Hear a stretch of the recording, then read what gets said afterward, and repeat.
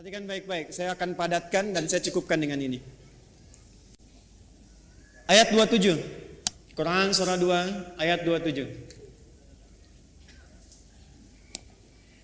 Ada 3 ciri utama makhluk, saya sebut makhluk karena iblis pun pernah terjebak dengan sifat ini. Nanti saya cerita belakangan, kalau waktunya masih memungkinkan.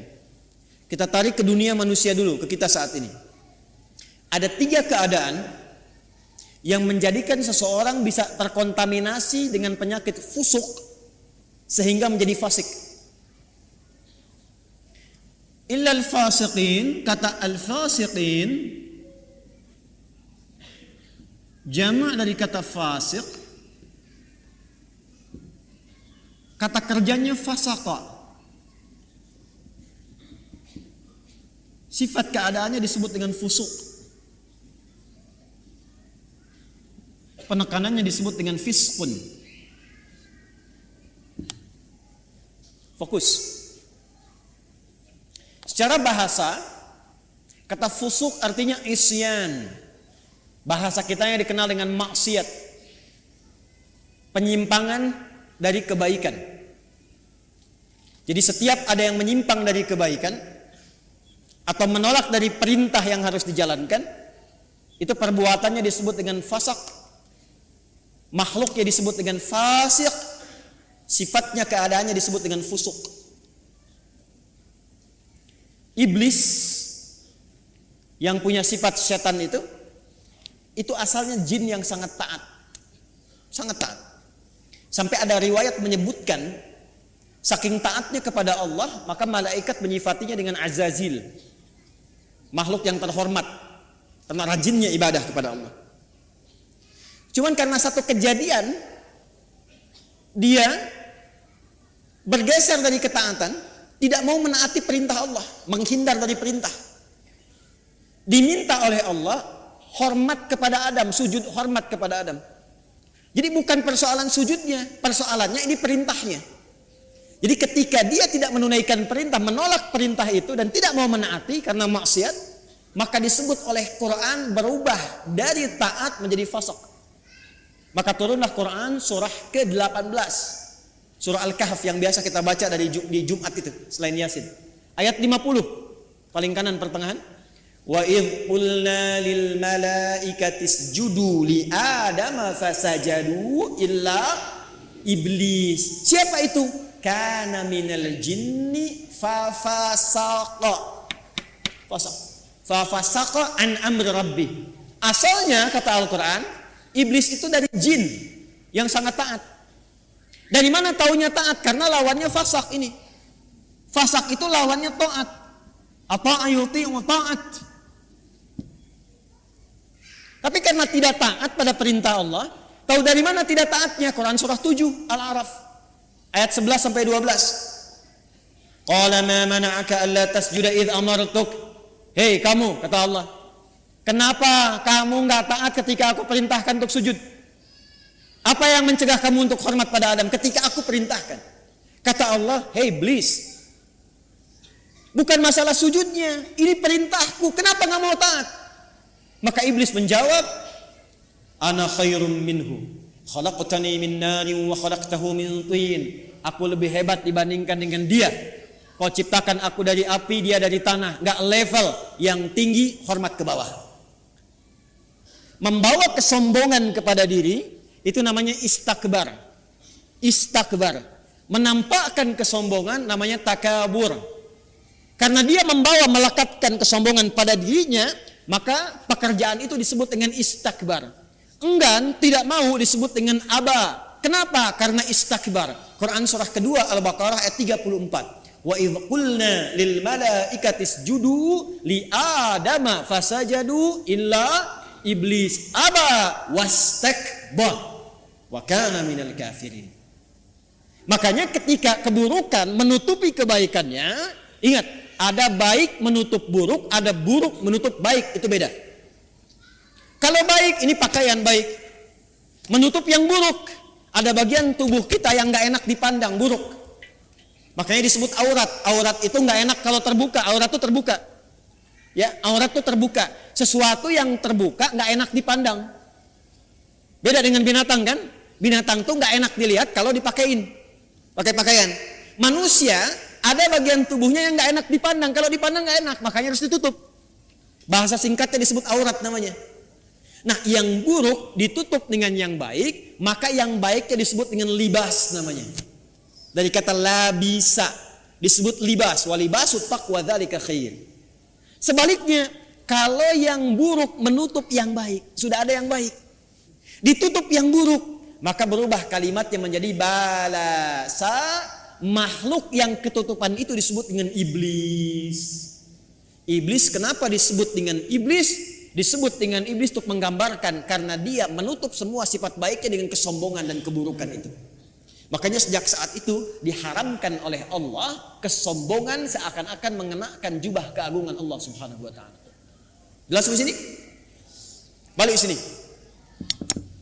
Nah, fasak itu perbuatannya. Fasik itu orangnya. Fasikin itu jamaknya. Secara singkat, fusuk ini sifatnya lawan dari taat, namanya maksiat.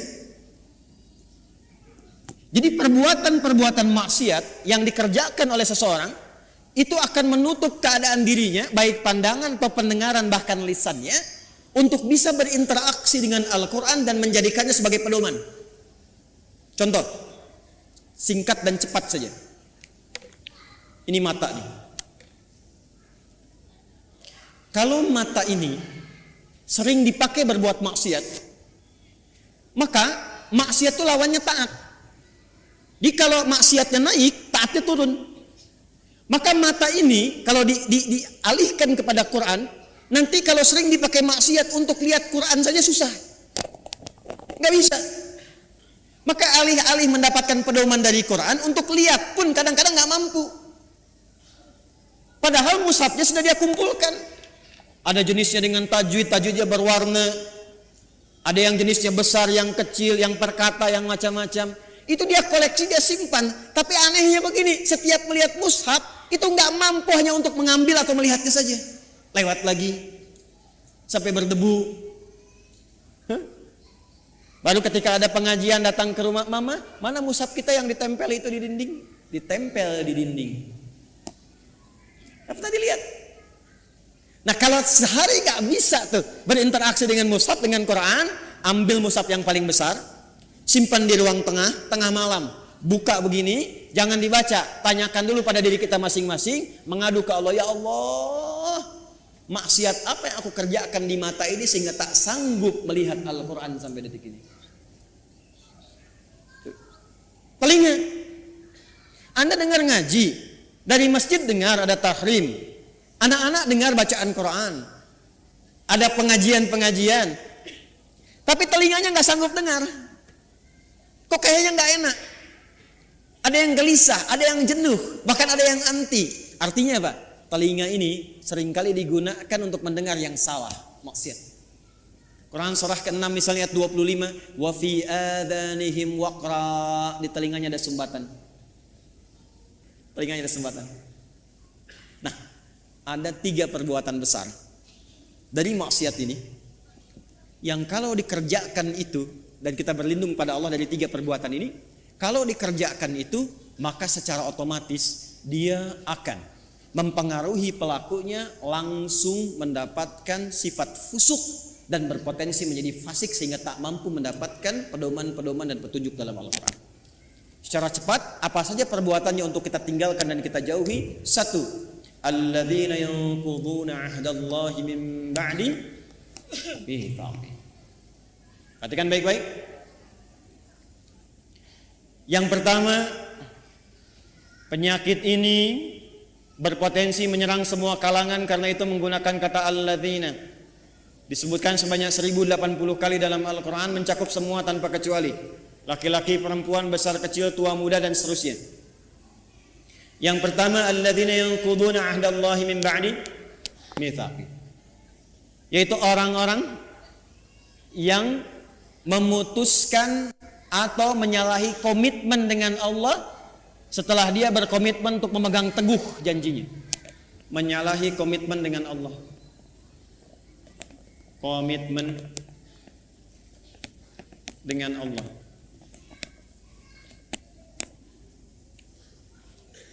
Praktek langsung. Awas hati-hati, awas hati-hati. Apa komitmen pertama kita yang paling pokok dengan Allah? Komitmen pertama kita itu bahkan sebelum lahir namanya syahadat. Quran surat 7 catat ayatnya. Al-A'raf ayat 172. Wa idz akhadha rabbuka min bani adama min dhuhurihim dhurriyyatahum wa asyhadahum ala anfusihim alastu bi rabbikum qalu bala syahidna an taqulu yaumal qiyamati inna kunna an hadza ghafilin. Komitmen pertama kita adalah asyhadu an la ilaha wa asyhadu anna.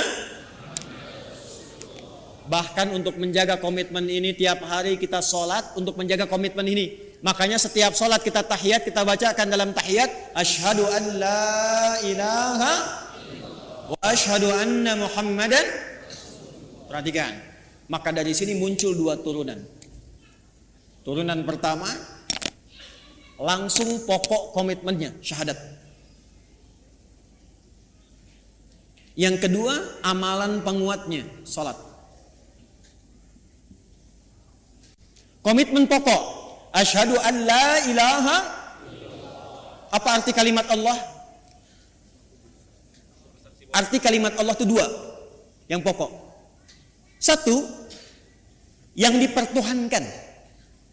Yang dipertuhankan. Jadi Allah itu bukan sifat, Allah itu nama. Ya, bukan sifat. Kalau ada yang bertanya siapa Allahmu, itu salah. Karena Allah itu nama. Siapa nama Tuhanmu? Allah. Makanya ketika orang-orang Quraisy, orang kafir bertanya pada Rasulullah, siapa nama Rabbu Muhammad? Karena engkau menyebutkan Rabb. Qul a'udzu birabbin nas, qul a'udzu birabbil falaq. Siapa namanya? Maka turunlah surah Al-Ikhlas. Qul, katakan Muhammad sallallahu alaihi wasallam, huwa, yang dimaksud Rabb itu Allah. Nah, Allah ini punya dua arti pokok. Pertama adalah yang dituhankan, satu-satunya yang dituhankan. Ini. Yang kedua, yang diibadahi. Kedua makna ini ada di Quran surah ke-20 ayat 14. Allah mengenalkan dirinya kepada Musa alaihi salam dengan dua makna ini. Innani anallah, kata Allah, akulah Allah. Nama. Apa artinya Allah? La ilaha illa ana, la ilaha illa. La menolak. Ilaha yang dipertuhankan, illa menetapkan. La-nya nafi, illa-nya isbat. La ilaha, tidak ada satupun yang dipertuhankan. Illa, kecuali, kata Allah, ana, Allah. Kecuali saya, kata Allah. Maka kalau sudah mengatakan Tuhan saya Allah, Anda mengatakan asyhadu an la ilaha illallah, maka komitmennya jangan pernah menuhankan selain Allah. Paham? Saya ulang, jangan pernah menuhankan selain siapa? Ingat, kita menghormati keyakinan orang lain. Dan toleransi tertinggi dalam menghormati itu adalah tidak mencampuri ketuhanan di luar apa yang kita yakini. Karena itulah ayatnya berbunyi lakum dinukum la ikraha. Jangan ganggu, nggak boleh. Hormati saudara kita, yang Kristen, yang Hindu, yang Buddha, yang Konghucu, hormati. Tapi jangan campuri. Karena toleransi terbaik itu tidak mengikutinya. Silahkan masing-masing, jangan ganggu. Gak boleh merasa terganggu, tapi jangan ikut-ikutan. Gak usah ikut-ikutan. Toleransi tertinggi dalam akidah itu zero tolerance, supaya saling menghormati. Ya, karena kalau Anda datang ke tempat itu, Anda ingin menghormati tapi ikut-ikutan, itu terjadi sifat munafik nantinya. Ya, di lisan iya, di hati mengingkari. Itu gak boleh, Islam gak suka begitu. Antara lisan dengan hati itu harus sama. Ya, jangan sampai, mohon maaf, ya, lisannya berkata, ya ikuti senyum, tapi hatinya mengingkari. Salah sesembahanmu, itu bukan Tuhanmu. Nah, Islam gak mau begitu. Hormati orang lain, silahkan yakini apa yang Anda yakini. Kalau pengen tahu tentang Islam kami ajarkan, ya, tapi jangan ikut-ikutan. Dan tidak boleh mengganggu, itu yang paling indah. Lakum dinukum.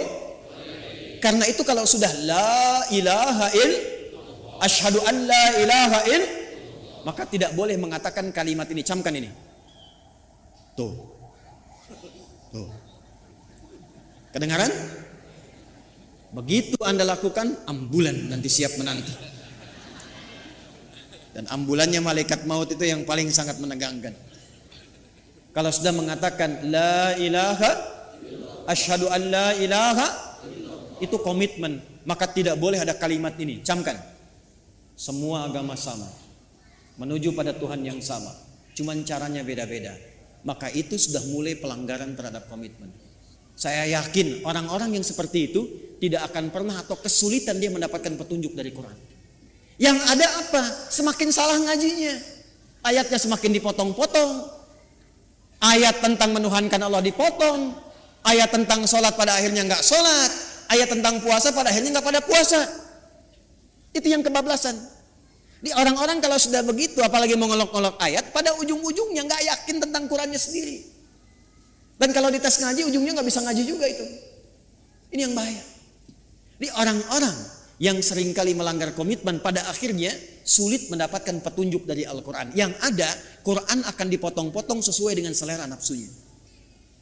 Jelas? Awas. Saya kalau akidah agak tegas ya. 2, sholat. Ini amalannya. Bagi Anda yang sudah asyhadu an la ilaha, maka jaga komitmen itu lewat ibadah. Maka bagian keduanya kembali ke Quran surah 20 ayat 14. Innani anallahu la ilaha illa ana fa'budni. Buktikan untuk menyembah Allah yang dipertuhankan, diibadahi. Bagaimana caranya? Wa aqimis sholata lidzikri. Jaga la ilaha illallah itu lewat sholat. Makanya kalau ada orang yang sudah mulai malas sholat, itu secara otomatis akan sulit berinteraksi dengan Quran. Gak percaya silakan. Anda, jangan Anda lah ya. Kalau ada orang yang sudah mulai malas sholat, bahkan meninggalkan sholat, jangan harap dia mau ngaji. Apalagi mendapatkan petunjuk dari Quran. Persamaan terbaliknya, kalau Anda ingin mendapatkan banyak manfaat dari Quran, kemudian terbawa suasana kita ingin mendekat kepada Quran, menanamkan cinta pada Quran, maka persamaan terbaliknya, 1, perbanyak sholatnya. Ini. Tingkatkan dari yang fardu, bukan bilangannya. Ya, bukan bilangannya, tapi value-nya. Jadi bukan meningkatkan subuh 2 rakaat jadi 4, bukan. Ya. Coba lihat yang mengiringinya, ada sunnahnya tidak? Jadi kalau orang semakin banyak sholatnya, pasti semakin senang dengan Qurannya, itu udah otomatis. Otomatis itu. Anda kalau sudah mulai senang tahajud, senang duha, senang rawatib, demi Allah saya katakan, itu Anda nggak akan lepas dengan mushaf. Pasti itu. Sudah persamaan itu. Sudah persamaan. Jelas? Nah, setelah itu nanti, kalau sudah senang Quran, pindah cara ngajinya. Dari mulai belajar baca, belajar pahami, sampai keluarkan kurikulum hidup yang sesuai dengan aktivitas Anda. 1. 2. Wa yaqta'una ma amara Allah bihi ayyusal. Seringkali memutus apa yang Allah perintahkan untuk disambungkan. Memutus hubungan. Memutus apa yang Allah perintahkan untuk disambung. Ini babnya banyak. Saya ulang, babnya banyak. Saya ambil contoh yang paling gampang dengan akhlak. Awas, tes nih. Dengan orang tua. Awas, jangan-jangan ngaji sekarang kelihatan nyaman, enak, baik-baik dan sebagainya, ternyata dengan orang tua belum selesai masalahnya. Orang tua dengan anak harus nyambung tidak? Harus sayang tidak? Maka kalau ada anak berbuat tidak baik kepada kedua orang tua, walaupun dia akan dipaksa untuk mengaji, jangan harap mendapatkan manfaat yang cepat dari Quran yang dia kaji itu. Mandek pasti itu. Persamaan terbaliknya, kalau Anda menginginkan anaknya ingin cepat lekat dengan Quran, maka berbuat baik pada orang tua. Persamaannya dipersamakan lagi, kalau ibu ingin anaknya dekat dengan Al-Quran, ya, maka ibu sayangi anak, perbanyak doa kepada Allah, mintakan supaya anak itu bisa lekat dengan Quran. Jadi saya ingin katakan, menyambung hubungan dengan yang Allah perintahkan disambung, dengan orang tua, dengan ibu, dengan ayah, kasih sayang yang baik, berikan perhatian doa, itu salah satu fadilahnya mempercepat kemampuan kita untuk menangkap petunjuk dari Al-Quran. Dan itu yang dilakukan oleh ulama-ulama dulu. Ibu jangan lihat Imam Syafi'inya sekarang karya dan umatnya banyak. Kalau Anda pengen tahu Imam Syafi'i itu bisa demikian, salah satunya perjuangan ibunya yang single parent. Lahir di Gaza, datang ke Mekah digendong-gendong tuh dari tawafnya sampai diajarin dan sebagainya. Jadinya seperti sekarang. Imam Ahmad bin Hanbal, ibunya single parent. Apa yang dilakukan? Musim dingin pun itu masih masak air, Bu, Pak. Diwudukan ibunya. Digendong di tempat, disimpan di majlis ulama, ngaji di situ sampai jadi bintang setelahnya. Murid Imam Asy-Syafi'i. Imam Al-Bukhari itu yang berjuang ibunya single parent. Mazhabnya Syafi'i. Jadi ada persamaan antara menyambung sesuatu dengan erat dengan petunjuk dari Al-Quran. Maka kalau ingin mendapatkan kemuliaan Al-Quran, dimulai dengan salah satunya apa? Minta ridho orang tua siapa yang masih ada. Minta doa. Ibu jangan diminta, doakan anaknya. Ya, minimal ada satu di keluarga yang jadi kebanggaan. Di akhirat, Bu. Karena kalau dunia sementara. Harus ada di keluarga Anda itu, saya, kita, yang dipanggil di akhirat mewakili keluarga besar. Jadi kebanggaan. Itu loh anak-anak yang sering Anda lihat orang tuanya itu orang biasa. Ya, hartanya nggak banyak, makannya terbatas, Anda merasa kasihan. Jangan salah, mungkin yang perlu dikasihani itu Anda. Karena dia telah menciptakan, membuat sebuah sistem kehidupannya bahagia di sisi Allah. Jadi kebanggaan. Ternyata anaknya sudah hafal Quran 30 juz. Ternyata orang tuanya hafal Quran dengan 7 riwayat. Dan dia siapkan anaknya jadi kebanggaan di akhirat. Saat orang tua yang kadang dipandang sebelah mata di dunia itu, bahkan anaknya mampu memakaikan mahkota di kepala ibu dan ayahnya di hari kiamat kelak. Anda ada di mana? Harus berubah cara berpikirnya. Besok itu wafat, teman-teman. Besok itu kembali. 3 yang terakhir, wa yufsiduna fil ardh. Orang yang senang merusak. Fasad. Senang merusak. Fasad itu definisinya banyak. Ya, mencuri merusak tidak? Merusak. Menipu merusak tidak? Mencela merusak tidak? Jangan harap Anda ngaji, datang ke pengajian tapi senang mencela orang lain. Jangan harap mendapat petunjuk dari Quran dengan cara yang benar. Anda kerja, ngambil harta yang haram, korupsi, menipu dan sebagainya. Jangan harap dekat dengan Quran.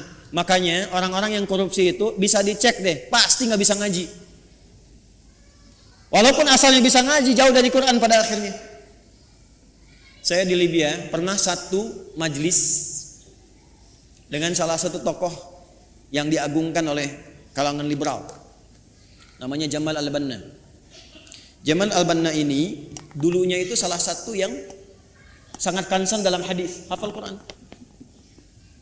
Tapi satu kali terjadi perubahan dalam hidupnya, singkatnya dia keluar ke barat.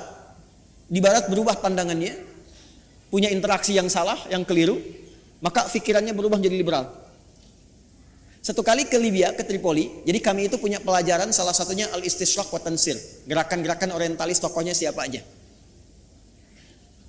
Dahsyatnya kurikulum di sana, kalau sudah belajar nanti tokohnya diundang kalau masih hidup. Jadi kita berdialog, tahu pemikirannya bagaimana. Secara singkat, masih ada videonya sampai sekarang. Gambarnya, fotonya saya masih ada. Itu begitu datang, kita duduk sama menyimak. Itu membaca yang paling ringan dalam Al-Quran yang jadi favorit Anda sekalian. Kan ada 3 surat paling favorit di muka bumi untuk setiap muslim saat ini. 3 qul terakhir kan? Ya, qul huwallah, qul a'udzu birabbil falaq, qul a'udzu birabbin. Itu baca Al-Ikhlas, qul huwallahu ahad, tertukar-tukar enggak selesai-selesai. Qul huwallahu ahad, Allahu lam yalid wa lam yakul huwallahu ahad, Allahu, sampai istighfar para mufti yang ada pada saat itu, astagfirullah, astagfirullah. Anda bisa bayangkan. Apa? Karena Quran yang baik tidak akan bercampur dengan yang kotor. Jadi kalau sudah mendapatkan dengan cara yang kotor, harta yang kotor, pikiran yang tidak baik, enggak akan pernah Quran jadi petunjuk dalam hidupnya. Ini. Maka kalau ingin jadi ahli Quran, jangan merusak. Anda mahasiswa jangan nyontek. Jadi mahasiswa yang jujur. Bekerja yang benar, belajar yang benar. Masuk kelas disiplin. Nanti kalau Anda udah jadi ahli Quran, Anda akan menikmati bagaimana Anda menuntut ilmu. Jadi senang belajar itu, nikmat, nyaman. Ya, dan potensi Anda akan muncul. Menapak ke bumi, terhubung dengan Allah dengan sangat kuat. Energi potensial begitu kan?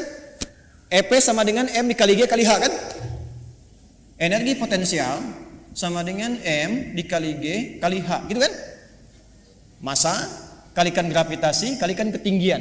Anggaplah ini Anda, gravitasinya menapak bumi dengan aktivitas Anda, haknya height tersambung ke atas. Walaupun ini adalah mengambang yang tidak menempel, tapi potensinya ada di situ. Kalau Anda mampu memijak bumi dan menyambungkan diri Anda kepada Allah dengan kuat, maka semua potensi yang ada pada diri Anda akan keluar. Tinggal Anda rubah itu menjadi kinetik. EK sama dengan setengah M dikalikan V kuadrat. M kalikan V kuadrat. Usaha Anda nggak akan banyak lagi, cukup setengah, tapi percepatannya banyak. Kalau Anda ingin rubah jadi pekerjaan dan beraktivitas, gabungkan potensial dengan kinetik, maka dia menjadi energi mekanik. IM sama dengan EP dikalikan EK. Anda fisika belajar nggak sih? Mana yang ITB jurusan fisika? Betul nggak ini? Hah? Betul nggak? Betul kan? Tapi nanti energi itu juga bisa berubah. Mesti ada daya, mesti ada kekuatan, mesti ada waktu. Makanya rumus energi nanti berubah kan ketika masuk ke energi listrik. Ya kan? W sama dengan apa rumusnya? P dikalikan T kan? Ini dayanya, kekuatan, ikhtiarnya, waktunya terbatas.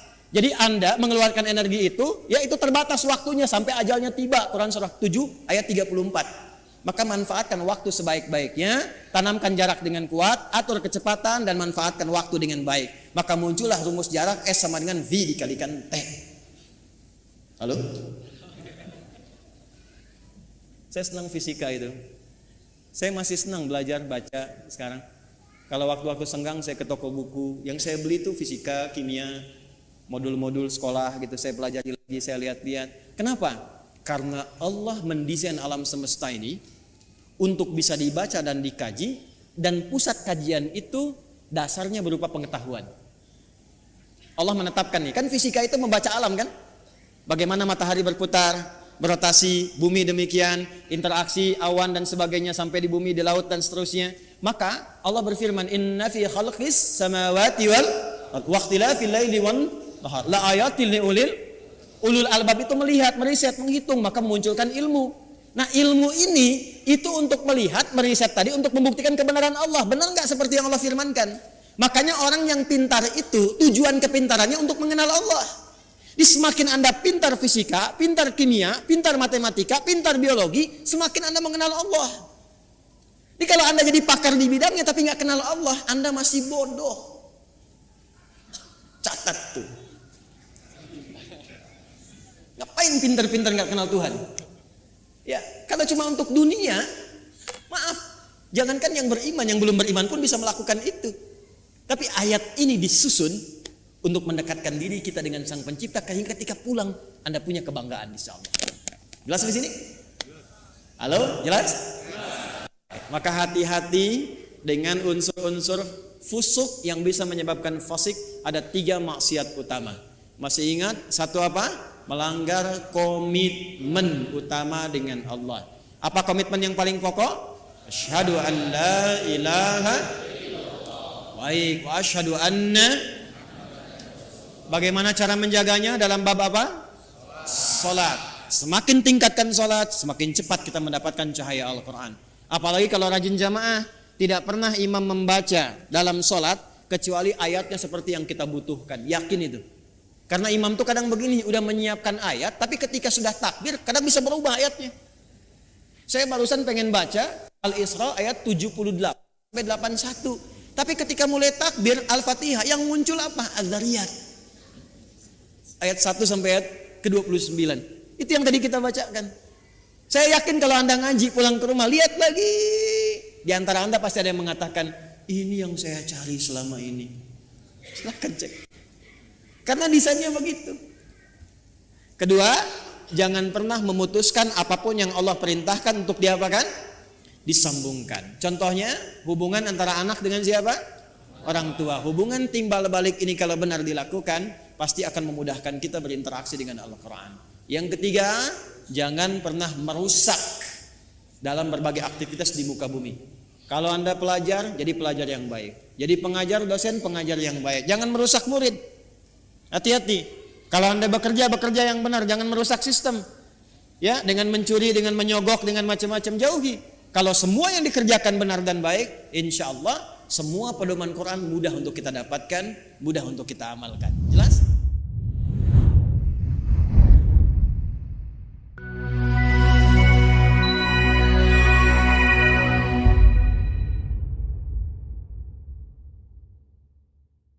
Bismillahirrahmanirrahim.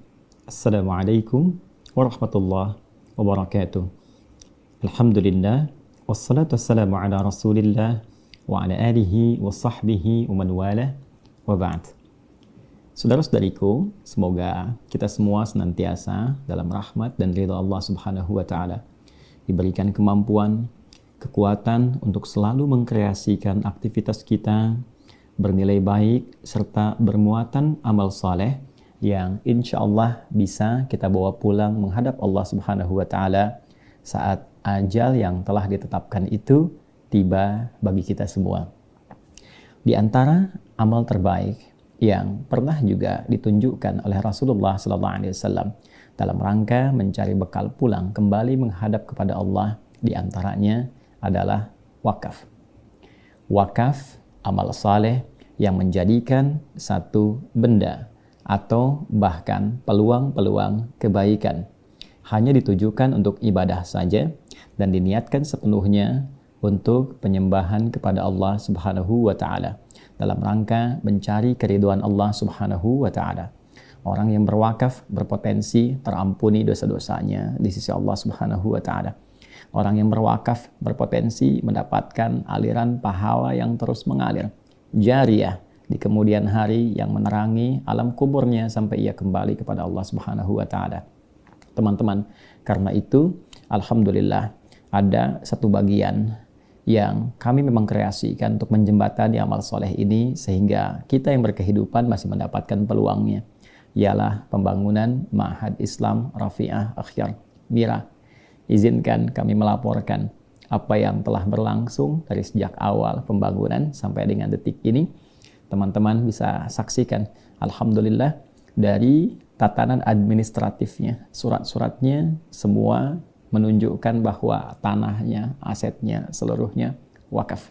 Tidak ada dimiliki oleh satu pihak termasuk seorang Adi Hidayat.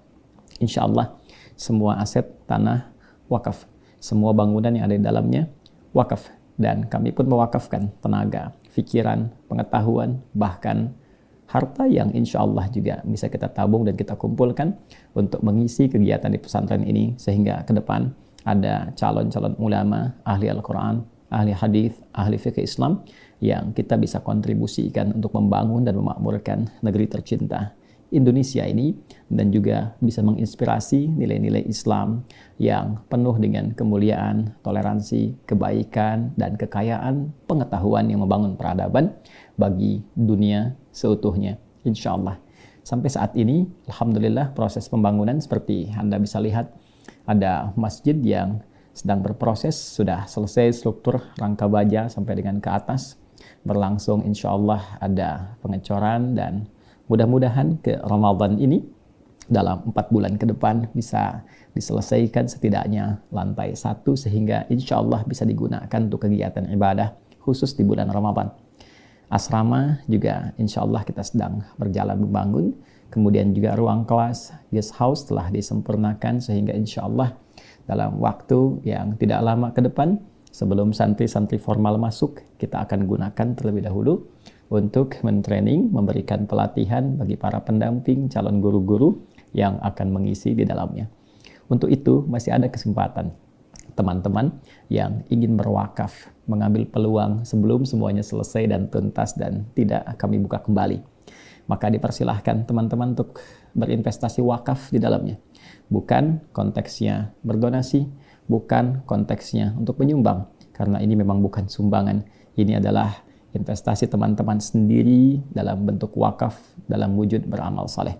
Teman-teman dapat menyalurkan ke rekening BSI Bank Syariah Indonesia, nomor rekening 111 3 kali satunya 111 4 4 4 4 4 kali 4-nya 4 4 4 4 142 1 1 1 4 4 4 4 4 142 atas nama Yayasan Ma'had Islam Rafi'ah Akhyar.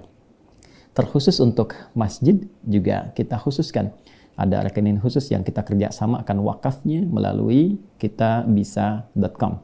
Alhamdulillah kami berdiskusi dan wakafnya kitabisa.com tidak mengambil 1 sen pun dari pembiayaan ataupun administratif. Semuanya dikhususkan sepenuhnya 100%. Jadi tidak akan pernah ada potongan, semua yang ditampung lewat rekening itu akan disalurkan seutuhnya untuk pembangunan masjid saja. Jadi kalau ada yang ingin berwakaf khusus untuk masjid, boleh menggunakan rekening yang ditampung di kitabisa.com tanpa potongan sedikit pun.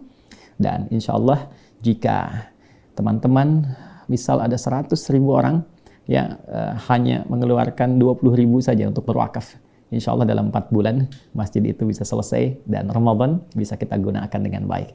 Teman-teman, terima kasih. Semoga diterima oleh Allah Subhanahu wa Ta'ala apa yang telah kita ikhtiarkan. Kami hanya berusaha untuk mengajar, menempati untuk mengajar, tidak memiliki, dan menyiapkan kembali murid-murid yang kita kirim keluar, kita biayai dengan izin Allah, sehingga mampu meneruskan aset yang kita harapkan punya nilai di hadapan Allah Subhanahu wa Ta'ala. Jika kelak saya berpulang, sudah ada insya Allah murid yang meneruskan, sehingga wujud amalan kita dengan izin Allah tetap berlangsung sampai kita kembali berpulang, sampai kehidupan berakhir. Terima kasih, semoga Allah ridai. Assalamualaikum warahmatullahi wabarakatuh.